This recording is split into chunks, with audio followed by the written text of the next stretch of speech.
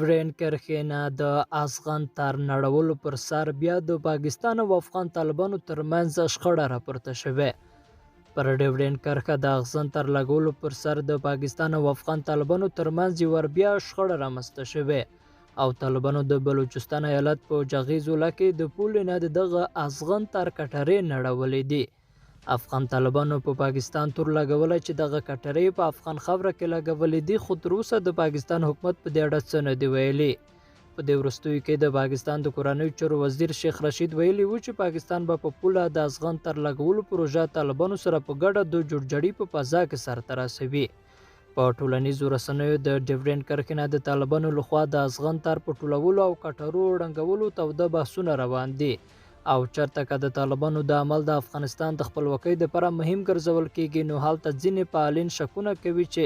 طالبان غواړي له دې لارې افغانانو کې خپل محبوبیت سیوا کړي، خو نور دوی د پاکستان د ګټو لپاره کار کوي. په ټولنیزو رسنیو خپرو شوو ویډیوګانو کې مسلح کسان خپله پیژندګلوي د افغان طالبانو په نوم کوي او لیدل کیږي چې دوی د یوه ګاډي په مرسته سره د شپه په تیاره کې د پاکستان لخوا افغان تار لپاره لګول شوي ستنې راغورځوي او کټرې ورړنګوي. د ویډیوګانو کې په نظر راتلونکي وسلوال دعوا کوي چې پاکستاني ځواکونو دا کټرې د افغانستان په خاوره کې لګولې دي. دغه مسلح کسان د پاکستان د عمل د افغانستان په ضد د تجاوز په نوم یادوي او ترڅنګ یې ګواښ کوي چې بیا به د طالبانو اسلامي امارت داسې تجاوز ونه مني. پاکستاني چارواکو لا په دې عمل خپل رسمي غبرګون نه دی ښکاره کړی، خو تر دې وړاندې چې کله تېره اونۍ هم پولې نه د افغان تار لرې کولو ریپورټونه مخې ته راغلي وو، نو پاکستاني چارواکو دریځ خپل کړی و چې د افغان تار کټرې په خپله خاوره کې لګولې او د افغانستان خاوره ته نه دي وروښتي.